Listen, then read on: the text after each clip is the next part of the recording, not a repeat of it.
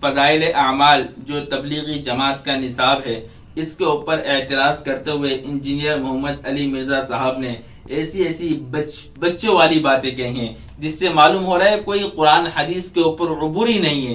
چند سرسری سطروں کو دیکھ کر، چند کتابوں کو دیکھ کر فتوے لگانا ان کا کام ہے۔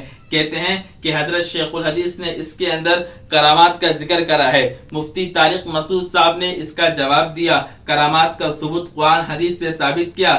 پھر کہتے ہیں کہ کرامات کا ثبوت قرآن حدیث سے ثابت تو ہے، لیکن حضور سے پہلے کے لیے ہے، حضور کے بعد کرامت ظاہر ہوتی ہے تو نبی کی ختم نبوت کے اوپر فرق پڑتا ہے۔ یاد رکھیں یہ بہت بڑا جھوٹ بولا ہے، دھوکہ دیا ہے۔ نبی علیہ الصلوۃ والسلام کی ختم نبوت پر اگر حرف آتا کرامات کی وجہ سے تو صحابہ سے کرامات کا صدور نہ ہوتا۔ یہ انجینئر مرزا صاحب نے کہا، کسی صحابی سے کرامت ظاہر نہیں۔ میں آپ کو آج کی اس ویڈیو کے اندر کئی صحابہ کے زبانی آپ کو بتا رہا ہوں، اور اگر تحقیق میں جائیں تو بے شمار ہوگا۔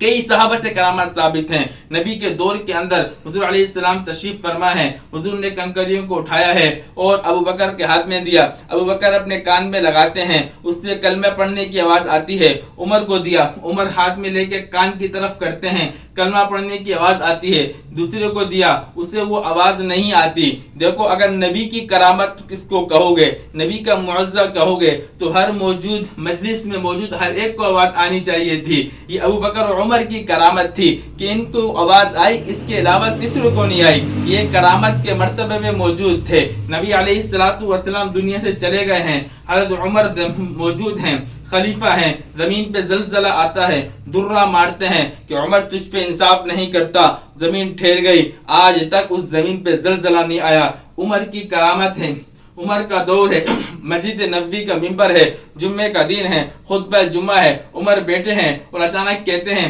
یا ساری الجبل، وہ ساری رضی اللہ عنہ وہ اتنی دور جہاد کے لیے گئے ہیں، وہاں پہ دشمن پہاڑ کے پیچھے سے ان کے اوپر حملہ کرنا چاہ رہا ہے، انہیں معلوم نہیں تھا۔ حضرت عمر کو اللہ نے دکھلایا ہے، یہ کرامت اللہ کا فعل ہے، عمر کے ہاتھ پہ ظاہر ہو رہا ہے۔ عمر دیکھ کے کہتے ہیں یا ساری الجبل، یہاں سے آواز اللہ حضرت ساریہ کو پہنچاتا ہے۔ حضرت ساریہ رضی اللہ عنہ پیچھے کی طرف متوجہ ہوتے ہیں، دشمن کا حملہ کرنے کا ارادہ ہے، دشمن وہاں سے آ رہا ہے، اس سے مقابلہ کرتے ہیں تو اللہ پاک اس جنگ میں فتح نصیب فرماتے ہیں۔ واپس آ کے جب ساری کارگزاری ہوتی ہے، ایک یہ بھی ہوتی ہے کہ امیر المومنین آپ کی آواز ہمیں وہاں پر آئی تھی۔ عمر کی کرامت ہے، عمر صحابی رسول ہیں۔ دریائے نیل ہے، مشہور واقعہ ہے، دریائے نیل ہے، پانی نیچے چلا گیا، حضرت عمر کے پاس پیغام آیا، خط لکھتے ہیں، دریائے نیل کے نام خط لکھا جا رہا ہے، اللہ کے حکم سے چلتا ہے چل ورنہ تیری کوئی ضرورت نہیں۔ ارے دریا کیا سنے گا، یہ عمر کی کرامت ہے کہ عمر کا خط گیا ہے، دریا کا پانی اوپر آیا ہے۔ ایک نہیں بے شمار صحابہ کی کرامت ہیں۔ نبی کی مجلس کے اندر دو صحابی ہیں، رات ہو جاتی ہے، اندھیرا ہوتا ہے، گھر سے باہر نکلتے، مسجد سے باہر نکلتے ہیں، گھر جاتے ہیں تو دونوں کے لیے ایک نور روشنی آ گئی، وہ روشنی کی دیکھ دیکھ کر اپنا راستہ چلتے ہیں۔ جب دونوں کا راستہ مختلف ہو جاتا ہے، دونوں مختلف جہت کی طرف جاتے ہیں تو وہ نور دو ہو جاتے ہیں، اس کی طرف بھی نور ہو گیا، اس کی طرف بھی نور ہو گیا، دونوں اس نور سے جا رہے ہیں۔ یہ صحابی کی کرامت ہے۔ یاد رکھیے انجینئر محمد علی مرزا صاحب کہ صحابی کی کرامت کا ہونا یا کسی ولی کی کرامت کا ہونا نبی کی ختم نبوت پر فرق نہیں آتا، نبی کی ختم نبوت پر فرق نہیں آتا۔